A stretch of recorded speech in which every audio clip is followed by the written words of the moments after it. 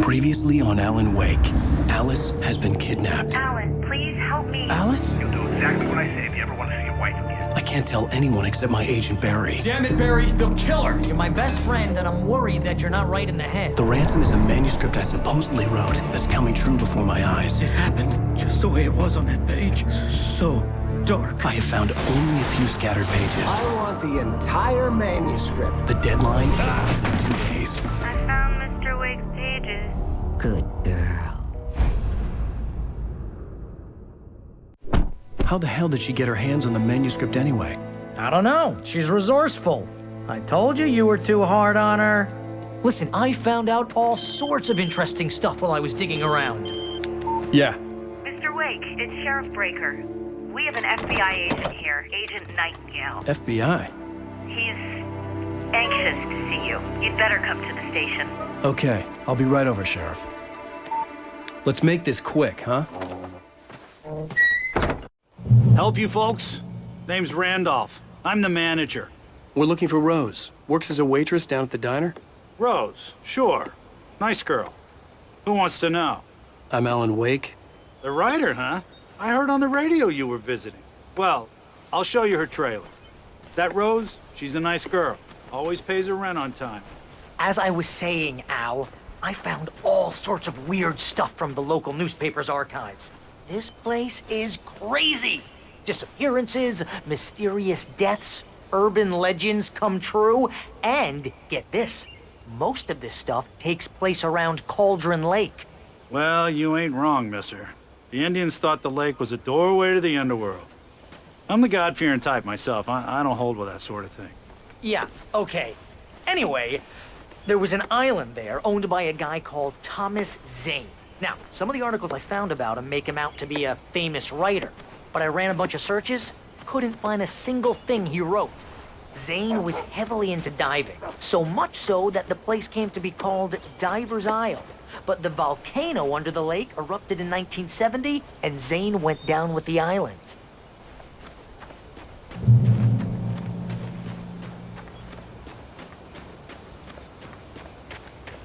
Yeah, how about that? It was there in the morning, as if it had fallen from the sky. But it would take a tornado to lift something like that. We're damn lucky it didn't crush any of the trailers.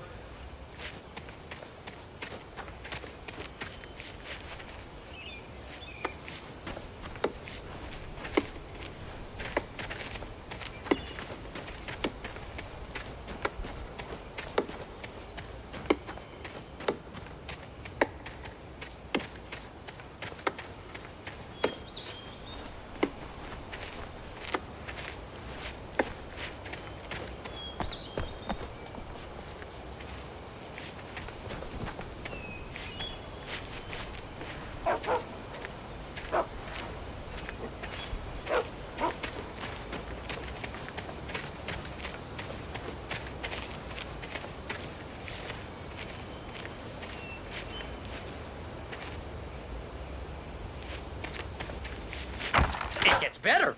A local girl, Barbara Jagger, drowned in Cauldron Lake just a week earlier. They were lovers. Sure, Jagger's a local spook story. The Scratching Hag comes for you in the dark. Childish stuff like that. Anyway, Al, I'm just getting to the best part. All of the articles about this stuff were written by Cynthia Weaver. I asked around, and she's that crazy bag lady you met. Yeah, anyway, she knew both Jagger and Zane before they both died, and she had some kind of a breakdown.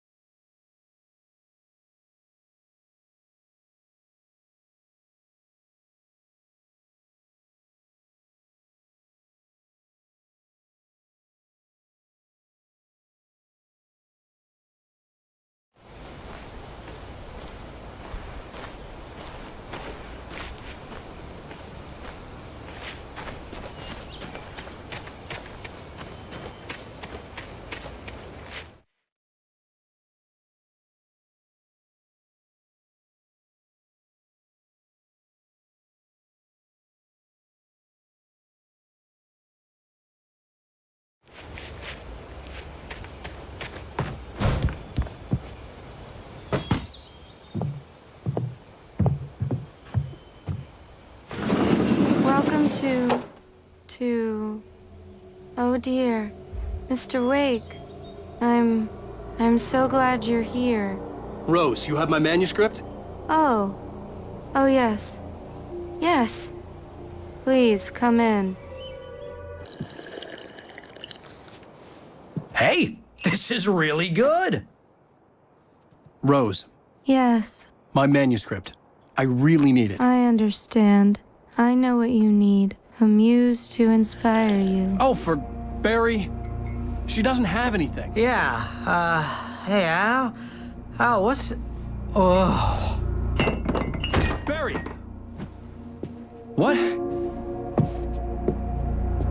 What?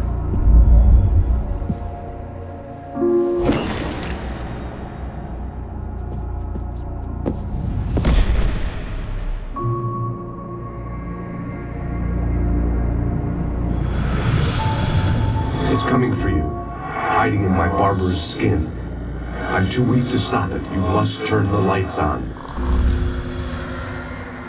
I promised I'd come visit you and your lovely wife. You must finish what you started. I insist. You must turn the lights on. Turn the light on. Back to work, boy.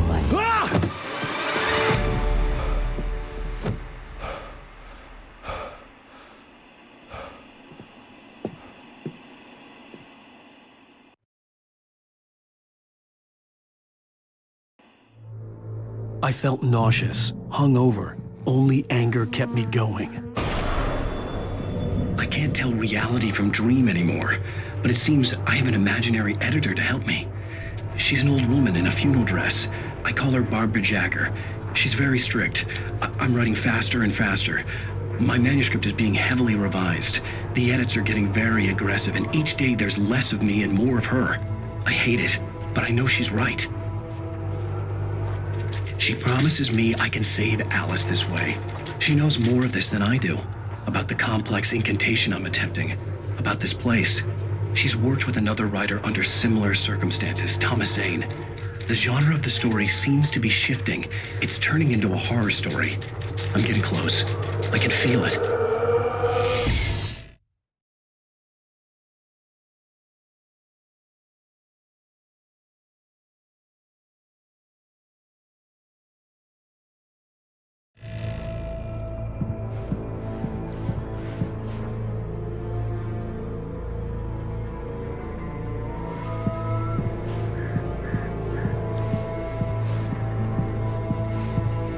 Rose took a day from me. I had less than 12 hours left to meet the kidnapper. All I could do was get Barry into the car, work something out once I got on the road. Welcome to the Oh Dear Diner. What can I get you today? Coffee? I couldn't work up much hate for Rose. Something had used her to get to me and left its mark. First refill is free. Milk and sugar on the counter there. Would you like to hear today's specials? Thank you. A nice day. Come back soon. Barry was out of it. He was way too heavy to carry. You're right. I deserve more money. I'm so handsome. My gun and flashlight were gone. I'd have to find a way to get Barry into the car as quickly as possible. There was... Mr. Randolph liked Rose. That little smile she had. How she was still sweet when life had tried so hard to make her bitter. It wasn't any of his business what she did in her trailer. But those strangers, the writer and his smart-ass sidekick, looked like trouble. And they'd been in there for hours, way past her normal bedtime. He reached for the phone and called the sheriff's station. No time to waste.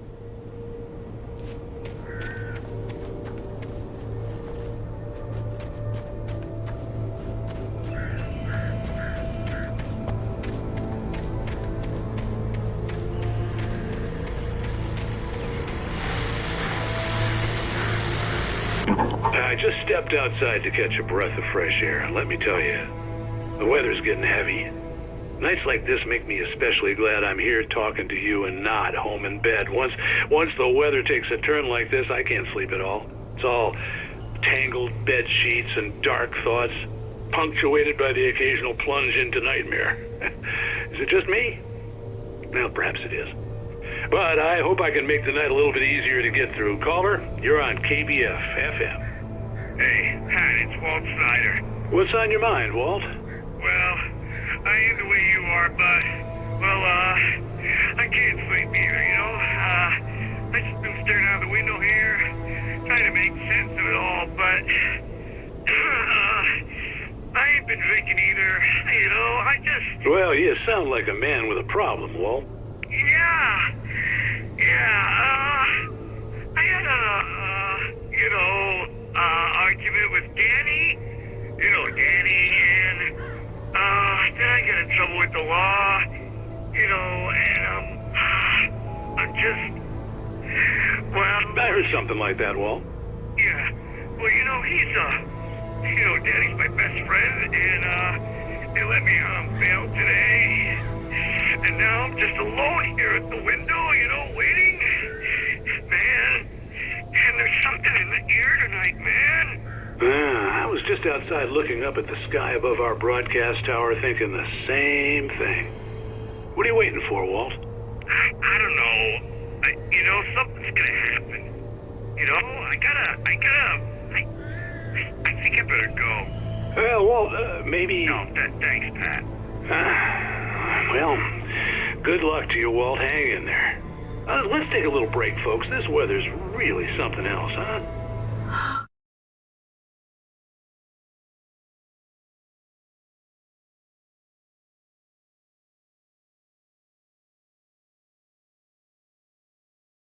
And I be sure you will walk away. Why'd you love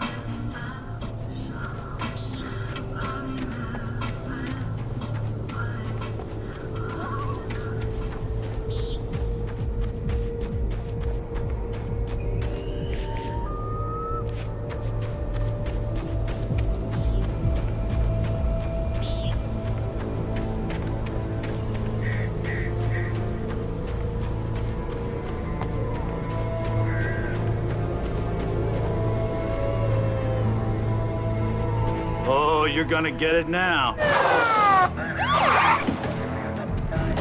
God knows what you've done to that poor girl. This is Agent Nightingale, FBI! Get him up, Hemingway! You're under arrest! You move a muscle, I'll unload right in your goddamn face! Stay right where you are, Slade!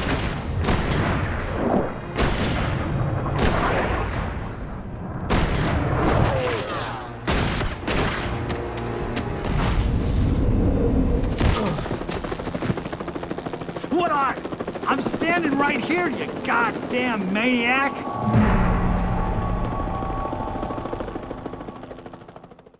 I hated to leave Barry behind, but there was no way I'd miss my appointment with the kidnapper. Give it up, Mr. Wade. Come on. Make it easy on him. Get after him. Don't let him get away. Move it. I'll have you shot if you let him get away.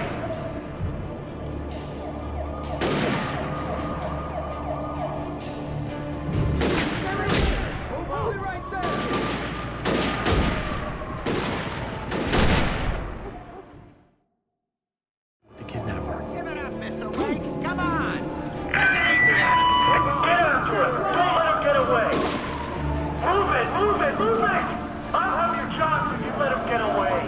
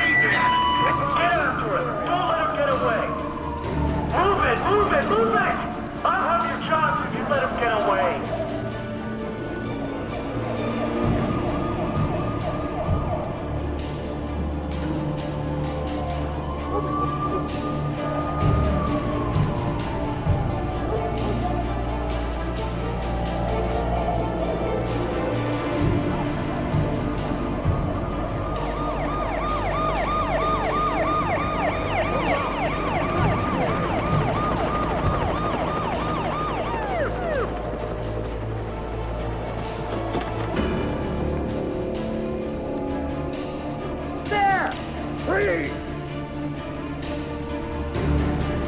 Okay, men, keep your eyes peeled. He's gonna try to make it through here. Oh, damn. Whoa! Stop! I'm out of the way! Stop!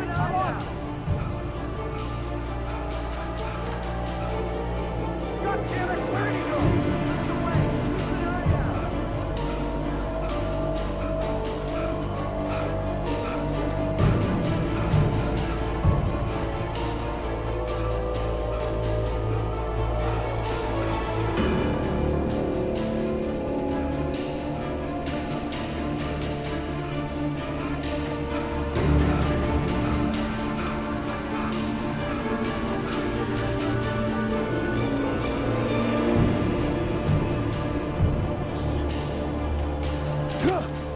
He's gone! Come on, guys! We need to head him off! For decades, the darkness that wore Barbara Jagger's skin slept fitfully in the dark place that was its home and prison. It was hungry and in pain. It dreamed of its nights of glory when the poet's writing had called it from the depths and given it a brief, terrible taste of power and freedom. The rock stars had stirred it from the deep sleep the poet had sunk it back to in the end. When it sensed the writer on the ferry, it opened its eyes.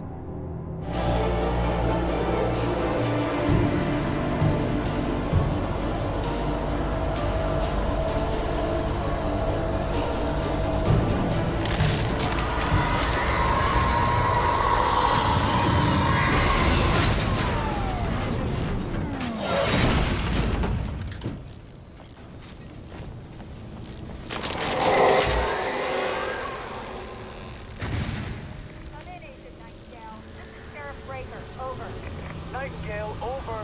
What on earth is going on? My deputies tell me you fired at Wake and he didn't have a gun. You almost hit a civilian instead. Over. Sheriff, Wake's running. I'm giving chase. I don't have time for this. Well, make the time. You can't just go shooting at people in my town. Over. I'm a federal agent pursuing a fugitive. You want to discuss my methods, Sheriff? Make an appointment. Over. You stay right where you are, Agent Nightingale. I'm on my way. Out. The suspect's flashlight is running along.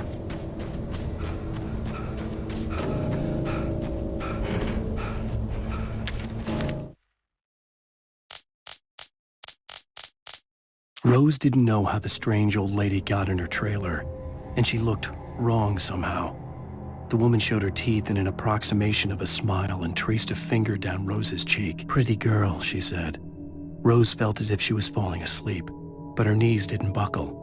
The crone spoke in a whisper, her words ice cold and dark in Rose's ear.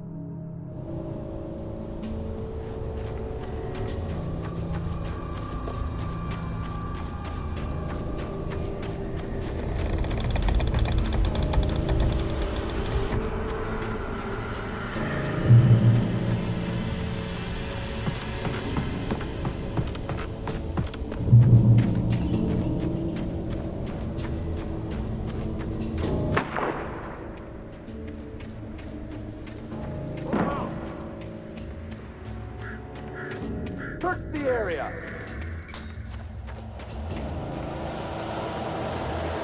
Stay sharp.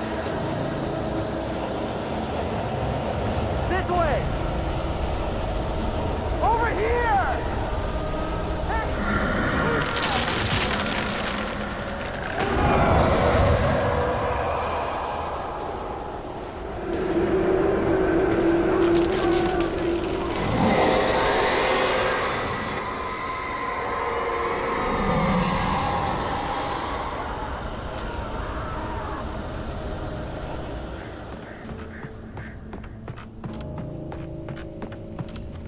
This horror was everywhere I went, circling me. The cops didn't stand a chance. They were after a writer, not a monster. Sheriff Breaker, this is Agent Nightingale. I've lost contact with most of the men you assigned to me. It's Wake's doing. Wait, are you seriously telling me that geek writer just took out my deputies? Are you kidding? I mean, have you seen this guy? He wears a tweed jacket. Over. He's the guy we're chasing. If it's not him, who then? Bigfoot? Over. but I'm not in the habit of jumping to conclusions. That tends to come back and bite you in the ass. Out.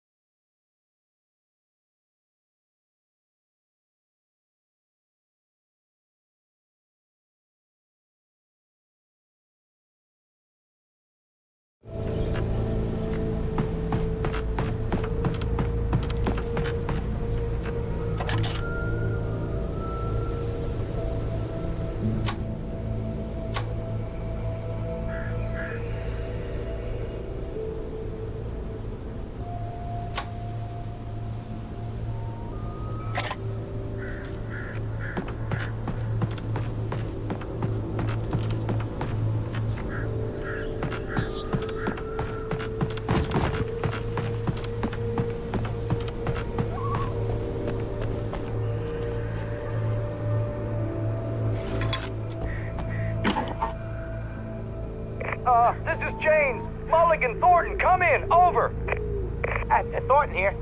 James, we got both Wheeler and Rose in custody. They didn't put up a fight or anything. Why, they were... Hey, Mulligan, what are you doing? Come on. Sit down and give me that. James, Mulligan here. Over. Go ahead, Mulligan. Over. We got Wheeler and Rose here. Wheeler's drunk or hopped up on something. Speaking of which, that Fed had a pretty distinctive whiff of Otis Scotch about him, if you know what I mean. Over. I don't have anything on that, Deputy Mulligan. Over. Well, whatever. Anyway, Rose is just being plain weird here. You better get Doc in to take a look at both of them. Over. Gotcha. You better get them here quickly. The, Fed's gonna want to interview Wheeler. Over. Oh, yeah, I'll bet he does. Looks like they have a lot in common. Mulligan out.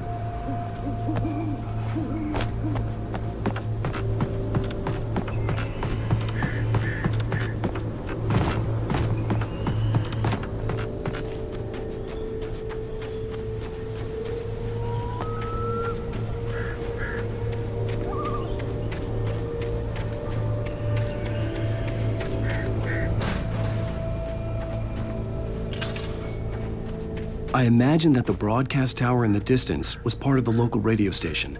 Maine seemed like a decent guy. Perhaps he could give me directions to the coal mine.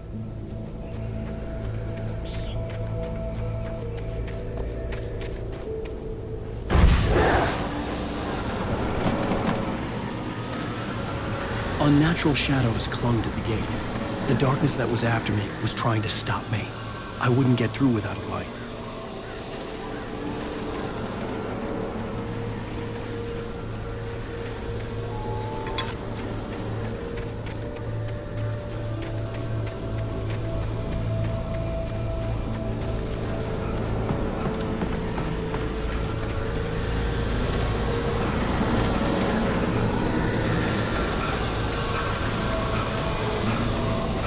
There was no power to the searchlight.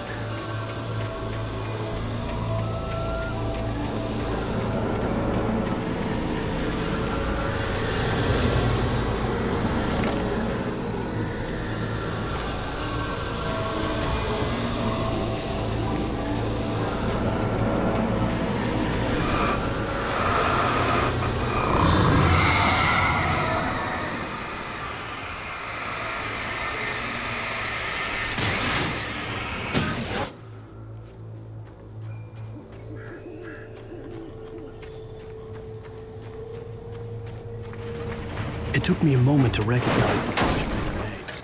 They were an ideal weapon for my situation. Team 1, come in. Over. Team 1, this is Sheriff Breaker. Report. Over.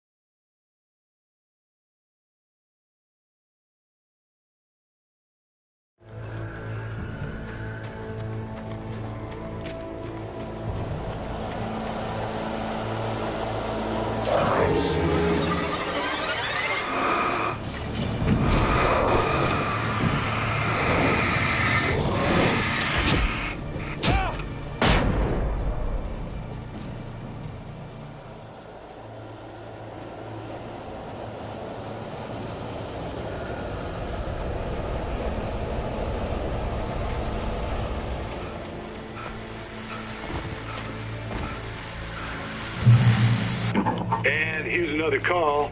You're on KBFFM with Pat Maine. It's Milt Peabody, Pat. What's on your mind, Milt? Well, I live near the trailer park, Pat, and there's a big ruckus going on over there. Well, that's just up the road from me, too. What's going on, do you know? I don't know, but there's a bunch of police cars there, lots of sirens, a helicopter buzzing around, and I think I heard some gunshots. Gunshots? Yes, sir, like from a pistol. So can you find out what's going on? Because it's just next door and they're popping off guns there. They're still shooting? No, it was maybe 10, 15 minutes ago. It sounds serious, Pat. I'm telling you, it don't sound like no party. Well, I'm certainly going to give the station a call, Milt. Okay. You'll hear it here as soon as I hear from them. Okay, thanks.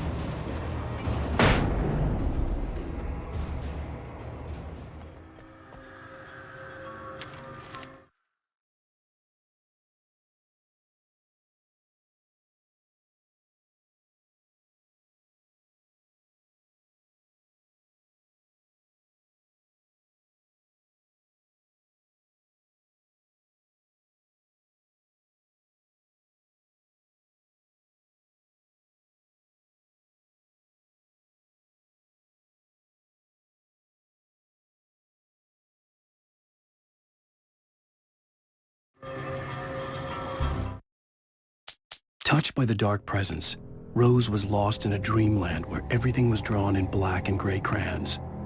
The old lady had promised her that all her wishes would come true. She would be Alan Wake's muse. She was smiling so hard it hurt her face. She crushed a bottle full of sleeping pills into the coffee. Deep down inside, she was screaming in terror.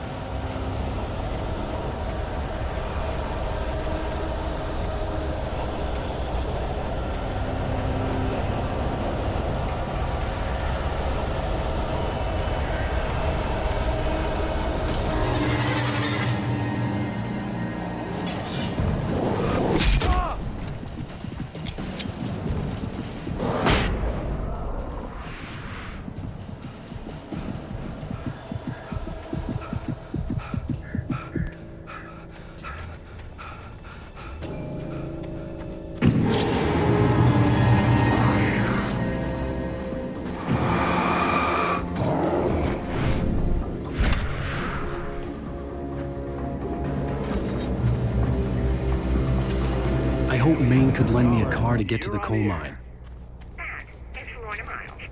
Oh, why, hello, Lorna. What do you have for us?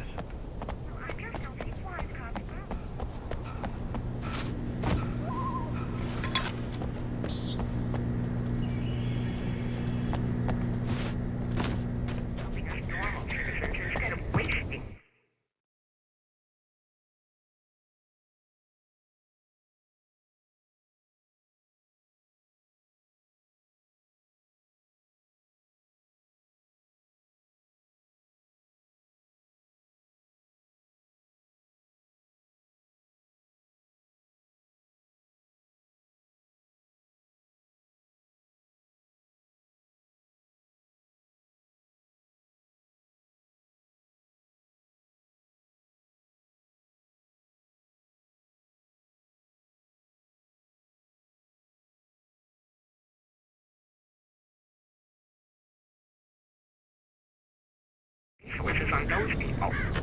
Well, let the trash sort themselves out. I'm sorry, but my granddaddy settled in Bright Falls in 1911. Well, thank you very much for that compassionate viewpoint, Lorna. Oh, here's a little surprise. The famous writer Alan Wake just walked in. Folks, I'm going to see if I can talk him into an interview. Come on in, Mr. Wake. Oh, I'm so glad you could find the time to do this, Mr. Wake. Nowhere to run now, Dan Brown. You back away from me. Don't hurt it. Whoa. Everyone calm down. Put the gun down. We're all friends here, right? Cool your jets, Nightingale. We got him. What the hell's the matter with you? There's a civilian in there.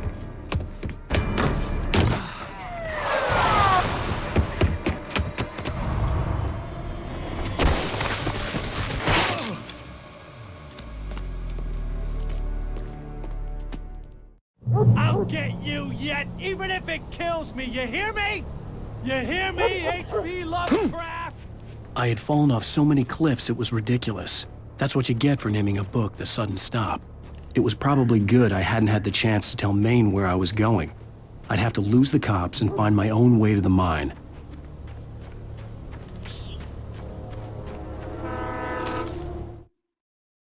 Nightingale stared through the broken studio window into the dark woods. He turned around, started to walk out, but Maine grabbed his arm. "Young man, you almost shot me. You don't shoot off rounds at people like that. What's the matter with you?" Nightingale shook his arm free, marched out. His cheeks burned with rage and humiliation.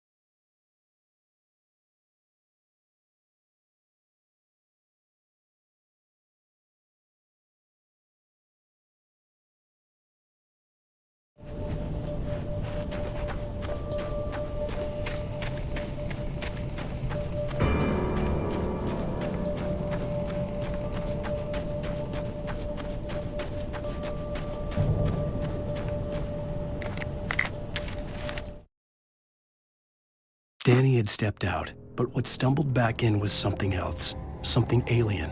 A monster. Walter tried to kill it, first with his fists, then a chair. It wouldn't die. Instead, it kept coming, unaffected by the beating it had taken. After Walter managed to kick it down the cellar stairs, fear took over. He ran, got behind the wheel, gunned the engine. The booze wouldn't make him forget, but he knew he had to try.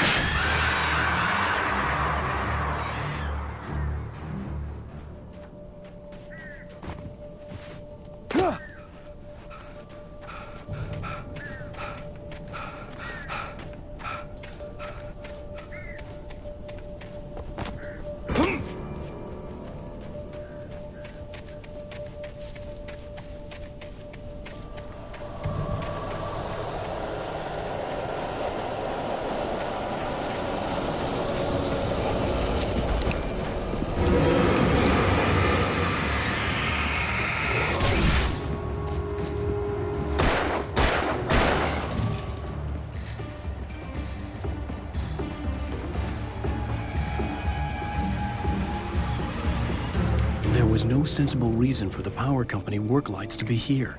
It was almost as if they'd been left for someone like me to use.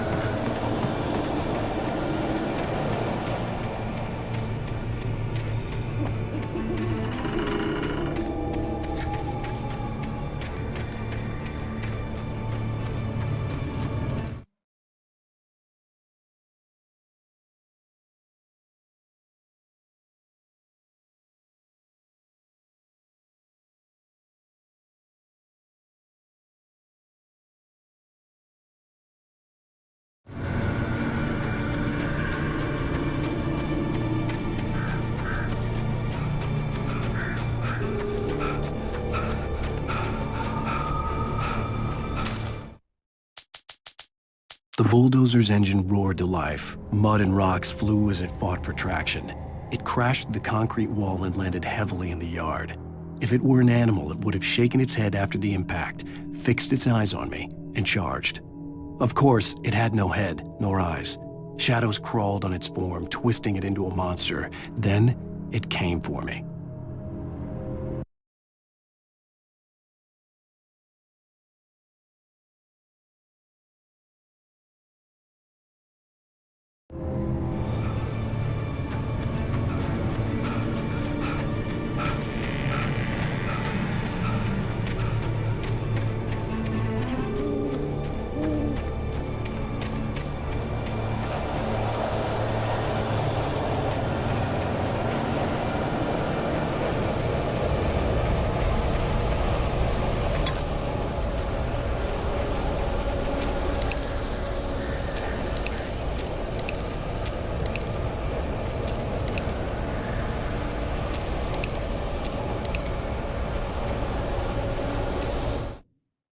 Sarah trusted her gut, and her gut said Agent Nightingale was an asshole.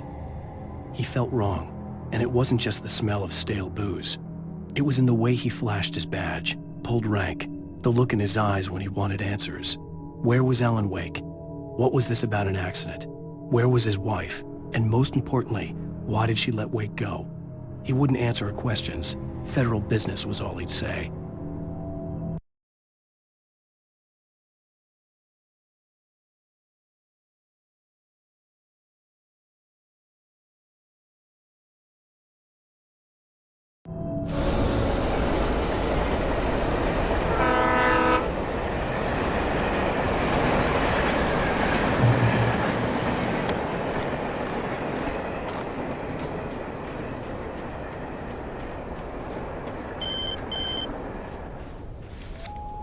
Hello?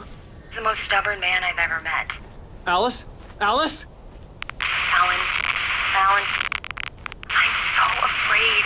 It keeps me in the dark. Please help me. I look at you, Alan, and it's not you. Something else. Looking out from behind your eyes. Alice, I'm here. I'm so alone here. It's all gonna go to hell. You need to be careful. Cooperate.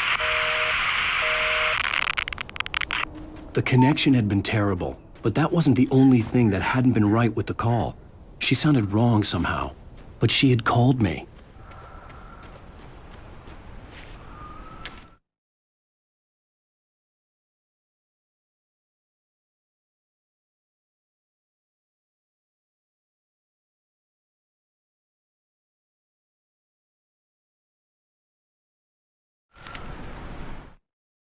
The pipe wrenched itself loose from the bridge's steel framework. Wrapped in darkness, it floated in midair, twitching.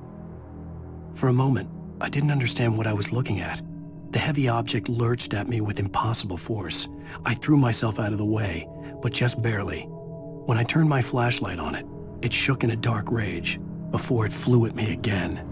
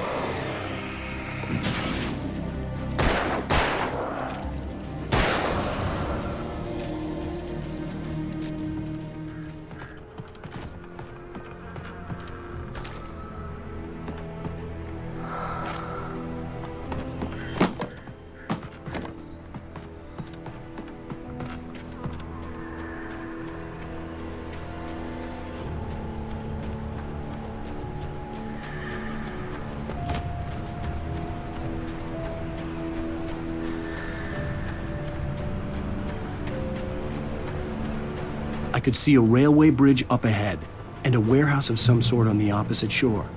I hoped I could find a car from there.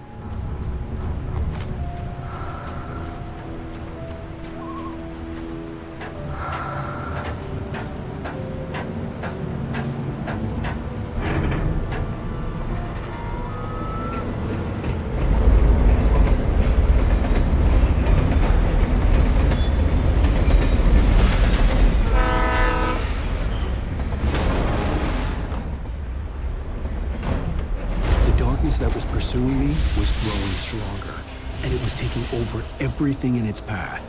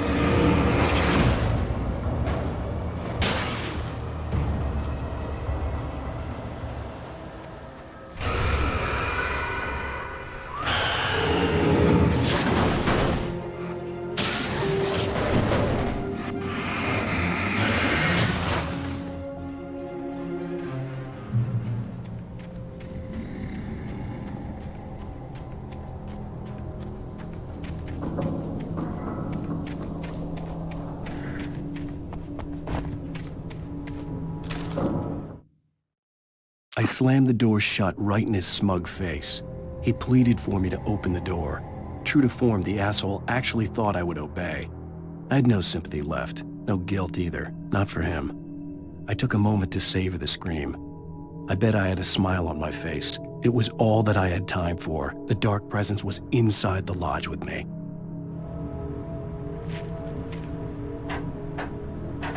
As a teenager, just starting to get interested in writing, Stephen King had been a source of inspiration to me. I thought about all the inanimate objects that had come to life in his books. No one is safe in a good horror story, certainly not the protagonist. That's what makes them fun. This was anything but. The darkness could possess anything, and it was getting closer.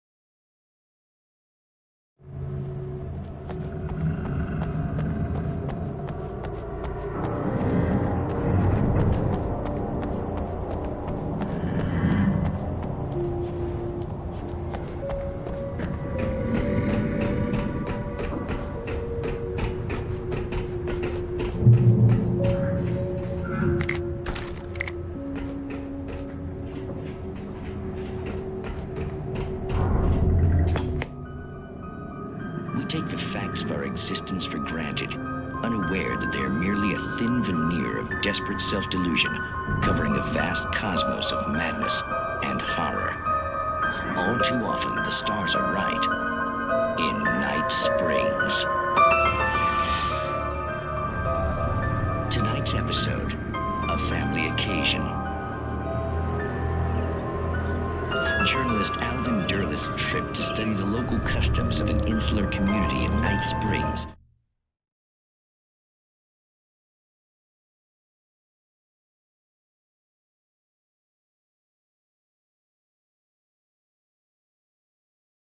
has been less than successful. Until tonight. Well, I'm glad you changed your minds about this. Ancient customs, local mythology. My editor loves this kind of stuff.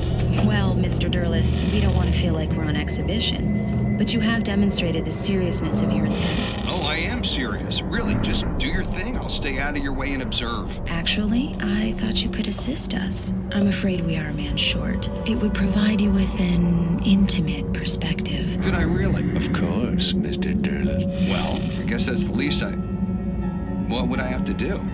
Oh, here. Let me show you with a kiss.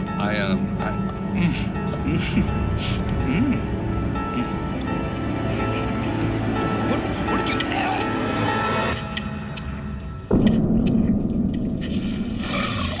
Oh, Mr. Derleth, you have well pleased Nixie Perka, the dweller in flesh. Your body shall host his 1,000 women, and all shall be glory. No!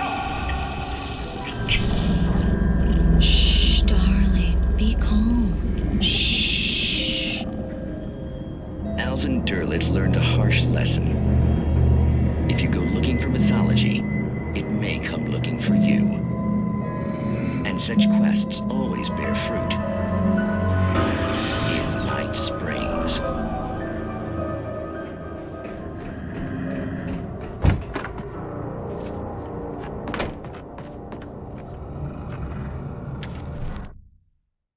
Rose didn't know how the strange old lady...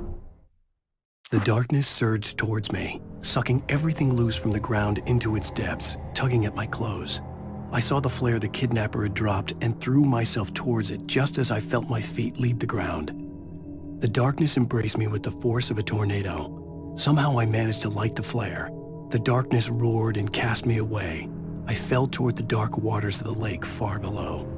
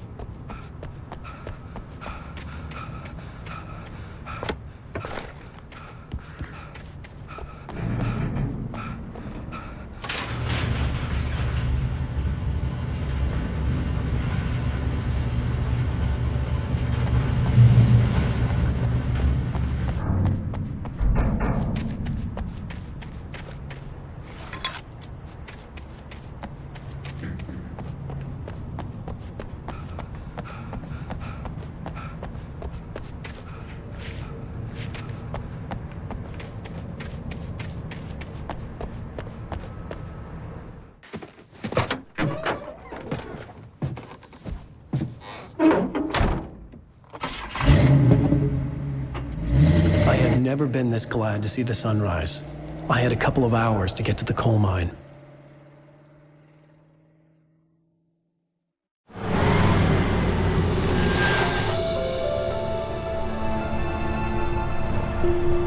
The coal mine wasn't far now.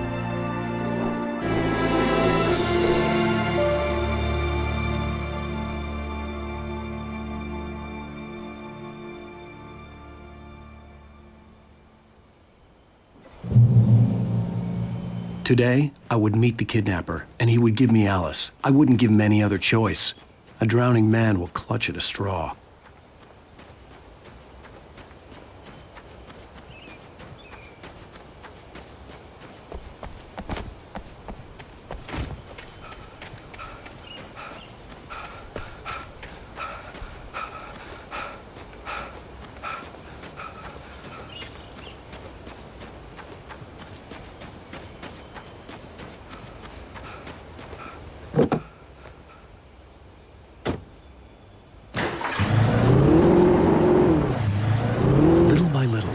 Realizing it, I'd come to believe that the story in the manuscript was coming true. The current of its narrative had taken me deeper and deeper into dark waters. Alice had been taken from me. Barry was probably in jail. I was a fugitive from the FBI. The whole world taken over by the dark presence was trying to destroy me. It all felt real, but it matched a textbook case of insanity. Even during daytime, I was being stalked. The bridge must have collapsed only moments after I'd crossed it.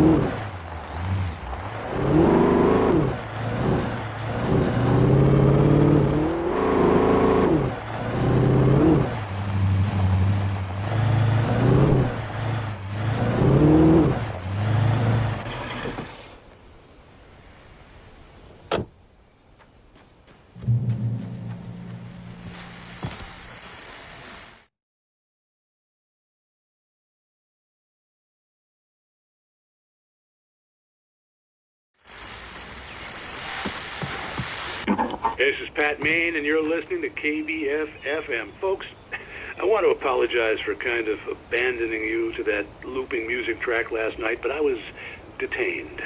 You see, I encountered a big-shot G-man with an itchy trigger finger who could use a lesson in manners and a boot in the ass, not necessarily in that order either. Now, folks, I know I'm not being very informative here, and I apologize for that. I really should just keep quiet, but I'm just so peeved right now, because some people just shouldn't be carrying badges. I'm just glad that our Sheriff Breaker was there to straighten things out. And if someone I met last night is listening, let me just say, I'm sorry if my mouth got you in trouble. I'm pretty sure you're not the bad guy here. Godspeed, son. I hope you know what you're doing. Now, on a lighter note, I'll be talking to Dr. Nelson all morning. But first, a little music.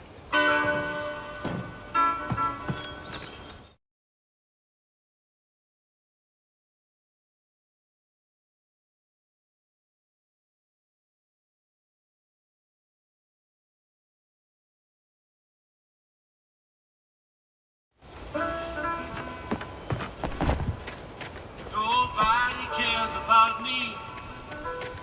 Ain't even got a friend. Baby's gone.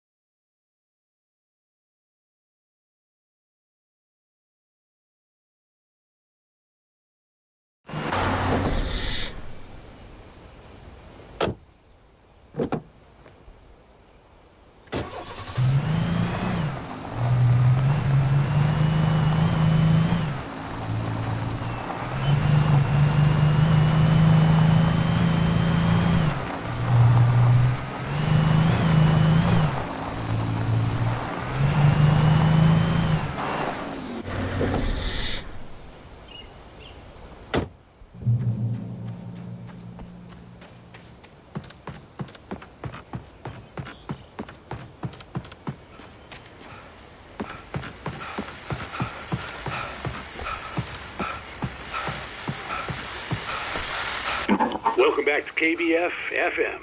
Hope you enjoyed that tune. Now, Doc, you were talking about life and finding that special someone, that soulmate. Well, you were talking about that.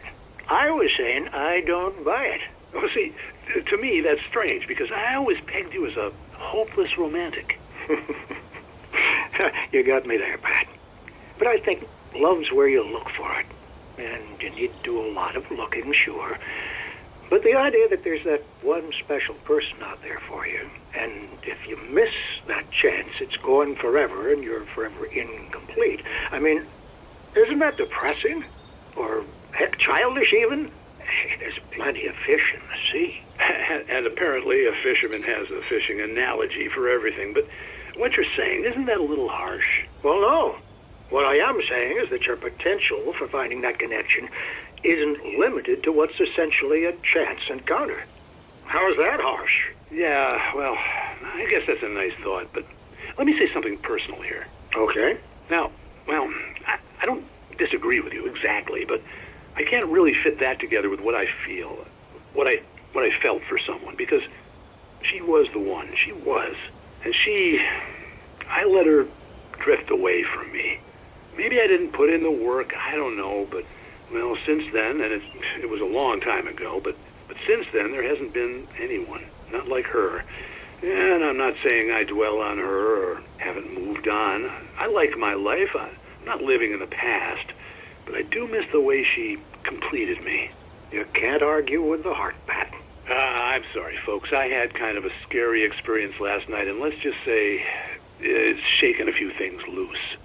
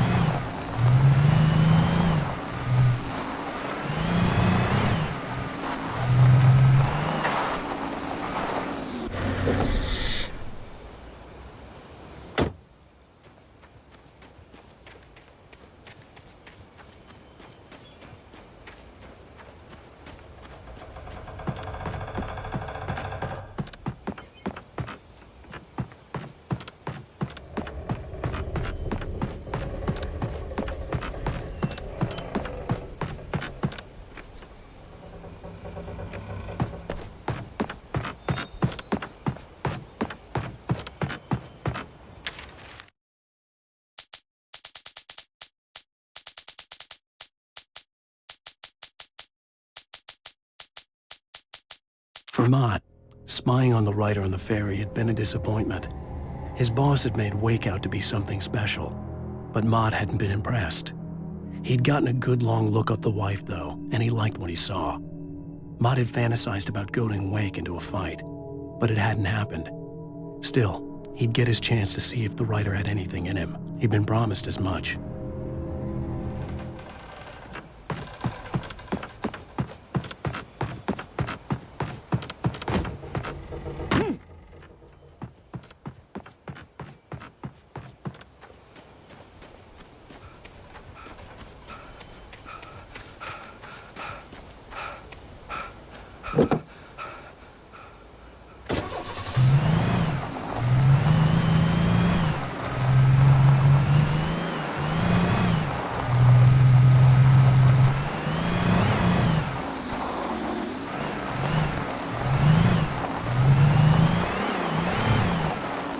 I was early. I was supposed to meet the kidnapper at noon in the main building. The coal mine was quiet. It was a museum now.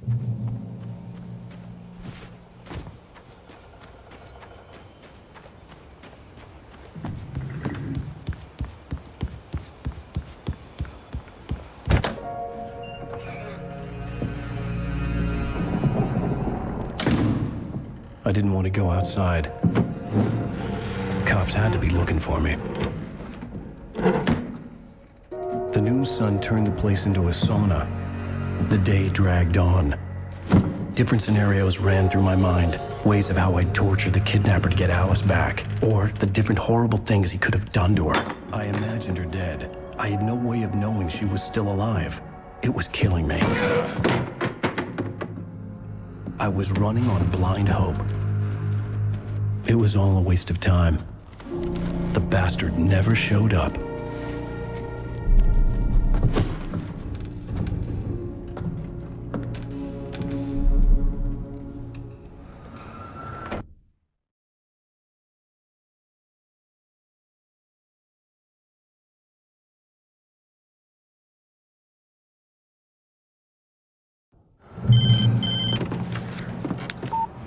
Where the hell are you? Change of plans. You know where Mirror Peak is? It's a big mountain north of where you are. You follow the path from the mine, you can't miss it. There's a lookout point there. I'll be waiting. I'm through being jerked around by You you. want to see your wife alive? Because if you do, you better watch what you say to me. Do we understand each other? I want to talk to Alice. Yeah, and I want the manuscript. Don't keep me waiting, Wake. Hello? Hello! Ah! I'm gonna kill him! I had to get to Mirror Peak.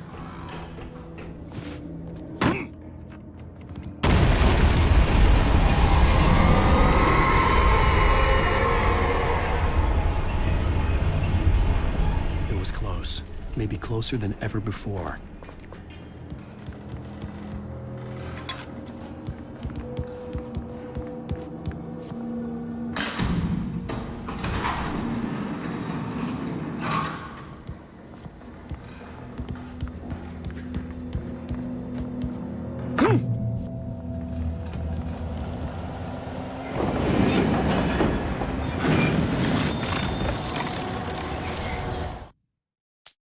When Thomas Zane fell for Barbara Jagger, it happened fast.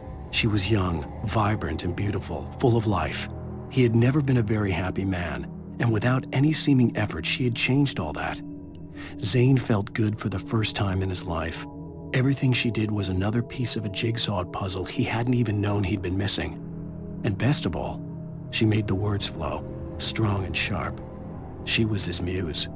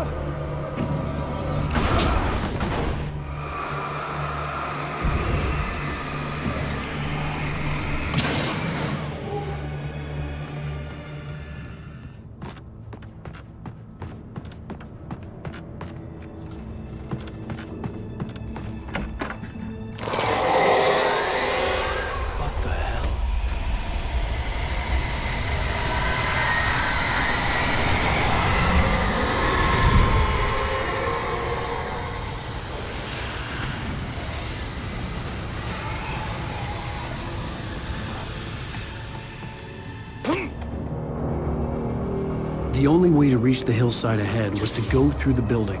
I had to find a way to avoid electrocution.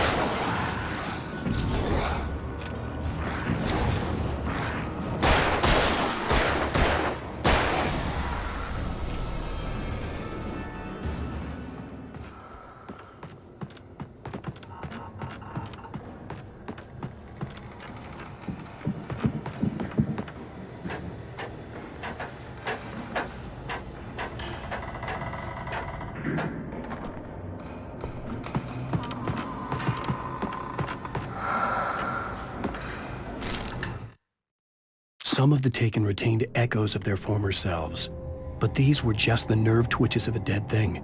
Nothing remained but a shell covered and filled with darkness. In most cases, these puppets were enough for the purposes of the Dark Presence.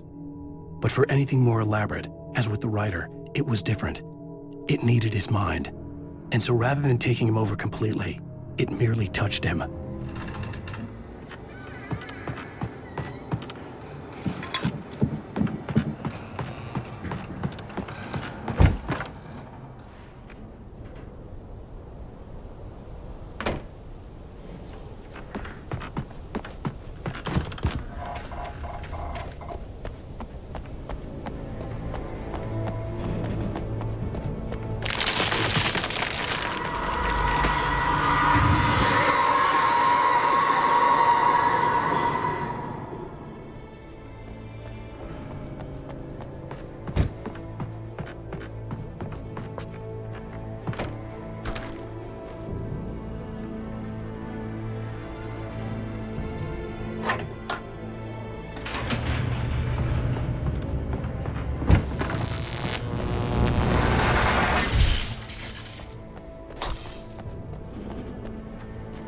There was no way the flashbang grenades were standard power company equipment.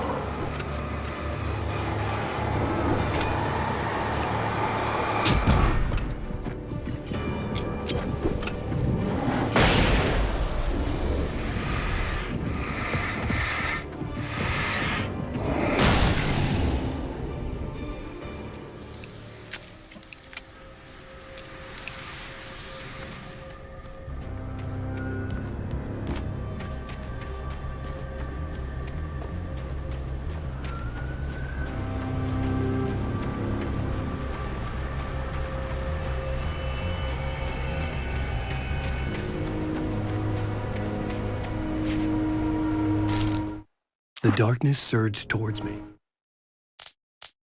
I stared through the bars of the jail cell. Barry stood behind me, swaying on his feet, looking as ill as I felt. Agent Nightingale stood on the other side of the bars with Sheriff Breaker. Nightingale had a stack of manuscript pages in his hand. He seemed unhinged as he gloated. "Well, I've got you now, Raymond Chandler. It's all here, all the evidence, including conspiracy to murder a federal agent."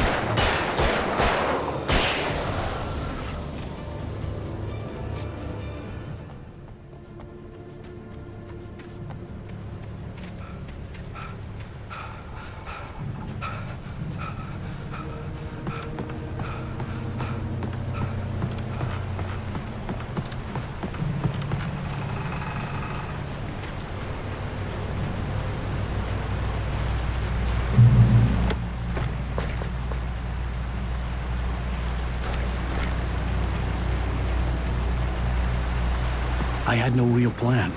I was going to give the kidnapper all the manuscript pages I had for Alice. If that wasn't enough, I'd hold him at gunpoint and make him talk.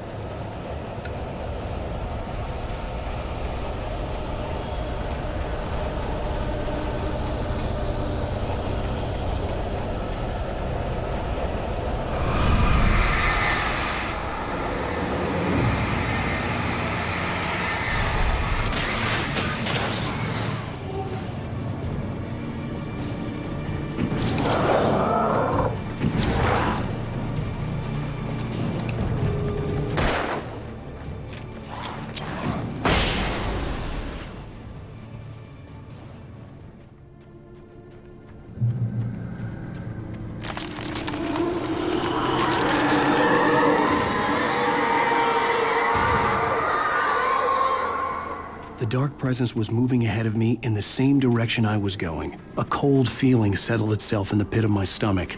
Was it going for Alice?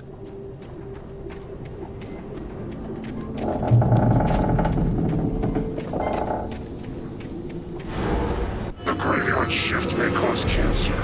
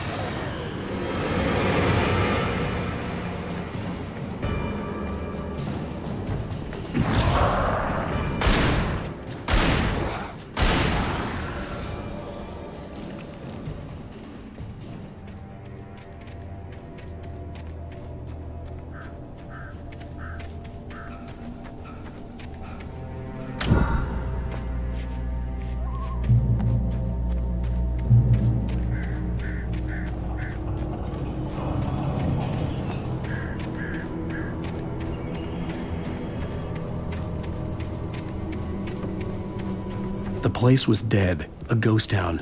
Had been for decades, maybe a century.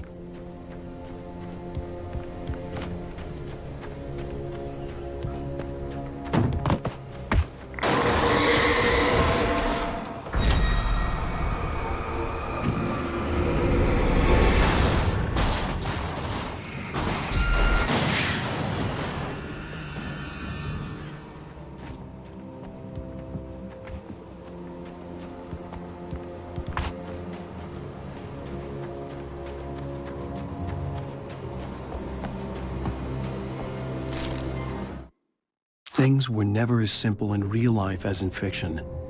I had lost count of the times I had wished there'd be a clear reason for my writer's block. Something to fight, something to lash out on. There wasn't. I was filled with doubt. I was nothing like the hero in my books. Alex Casey had gone through his life with single-minded determination, never wavering from his goal. Even now, I was angry at myself, angry at Alice, angry at Barry. I was fumbling and I had no plan.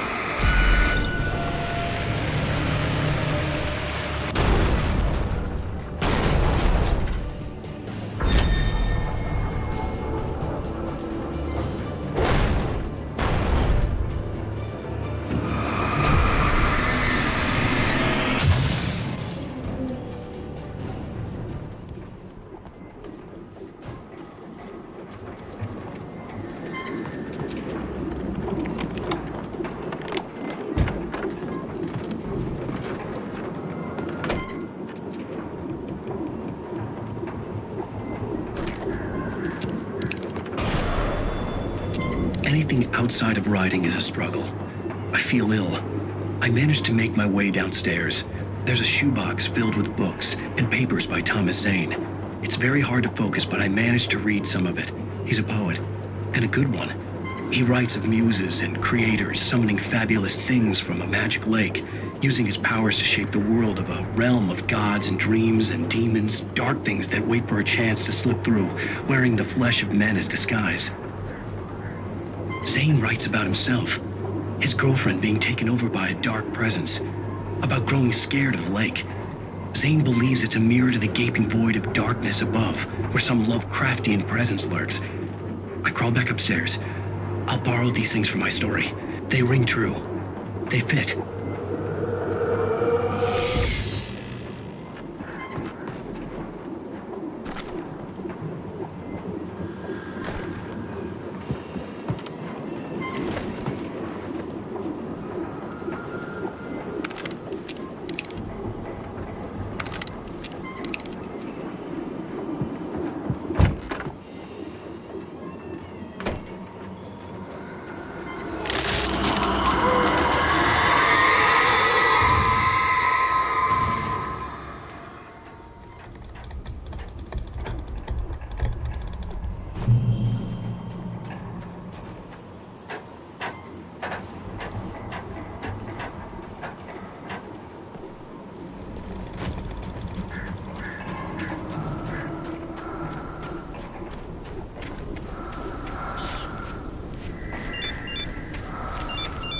The kidnapper had sent me a text.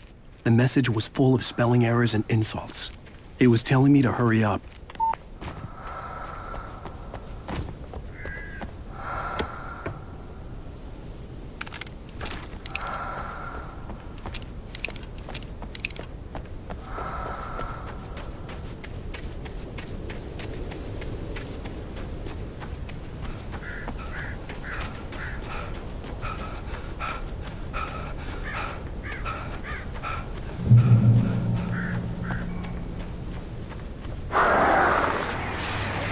Birds.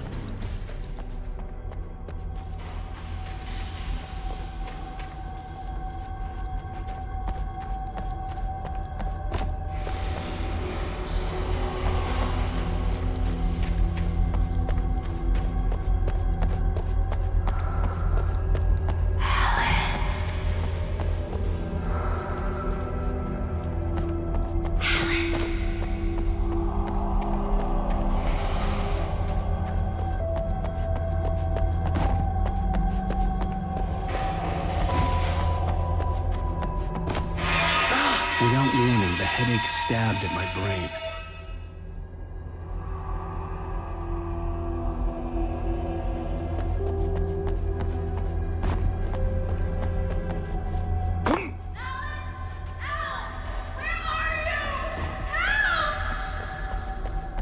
Alice?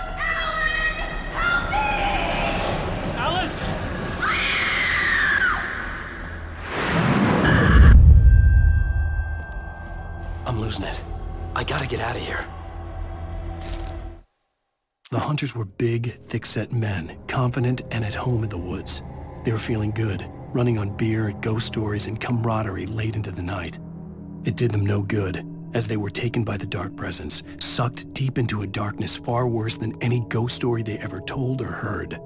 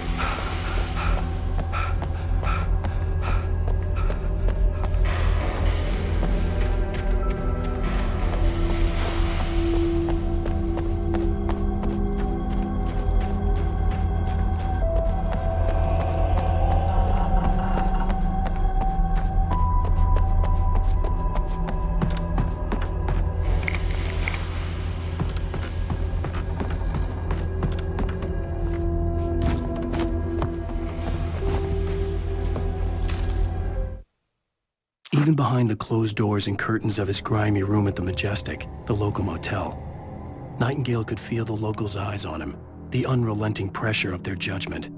He forced it out of his mind. For all he knew, they could all be under Wake's spell already. You do what you have to do to get the job done. He took comfort from the bottle in his hand. Please, he thought, just let me get through this.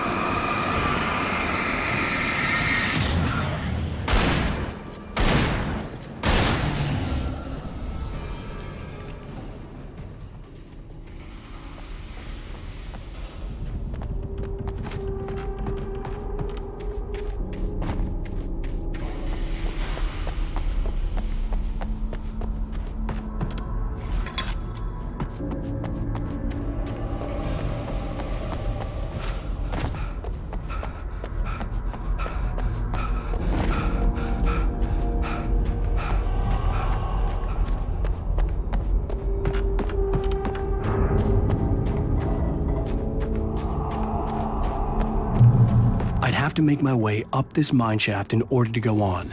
Maybe the machinery could help me with that.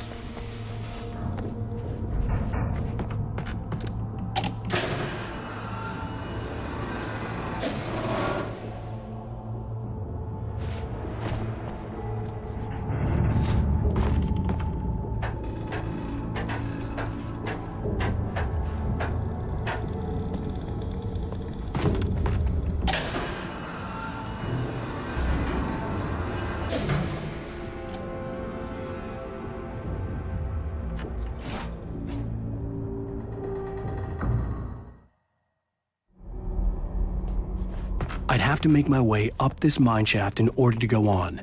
Maybe the machinery could help me with that.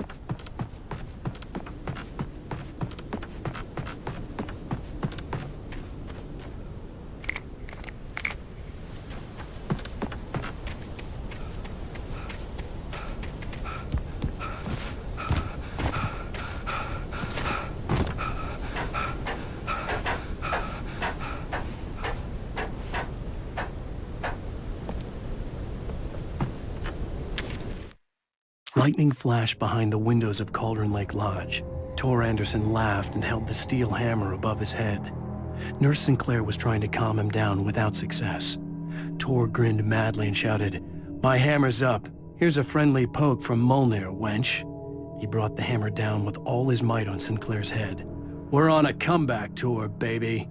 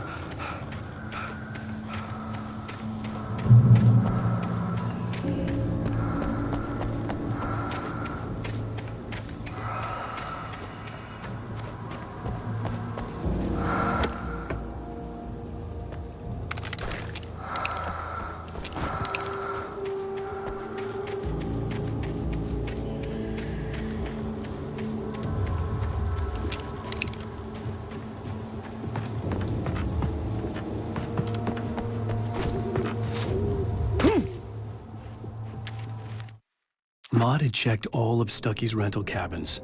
There had been no sign of the Wakes. It was dark when he'd found their car parked at the end of the road by Cauldron Lake. It made no sense. They must have taken a wrong turn, but there was no sign of them, and the car had been there for hours already. Frustrated, Mott stood on the rotten ruin of the footbridge that had once led to Diver's Isle before it sank beneath the waves years ago. The boss wouldn't be happy.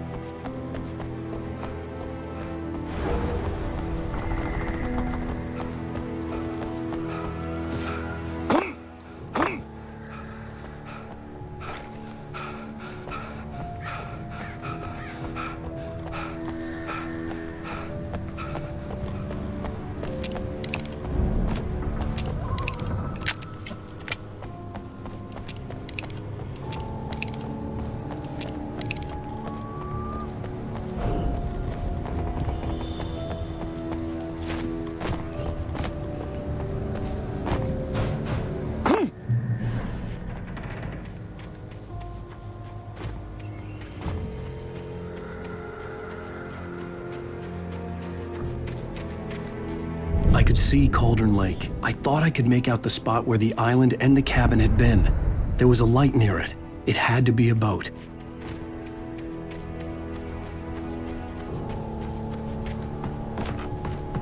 I was close now. I had to get there fast. I dreaded what I would find. I tried to hold on to Alice, but her form melted away. I was losing control. Dr. Hartman stood in her place. I wanted to hit him, but my arms were jelly. He smiled. It was a reassuring smile, and I hated him for it. I had to give you a sedative. Don't fight it. You went through another rough period. Right now, it's very important that you stay calm. We don't want you to have another episode. You're a patient at my clinic. Have been for a while now. Wait! That you? Wait! Hey, I'm here! I'm coming! No! Get away! Sorry. Please, lady. The boss didn't know who he was messing with. I didn't know. I swear, I didn't know. We don't have a wife. We don't know where she is. She's probably drowned. We just said we had her to make him play ball. You see? To get him writing for us. Please.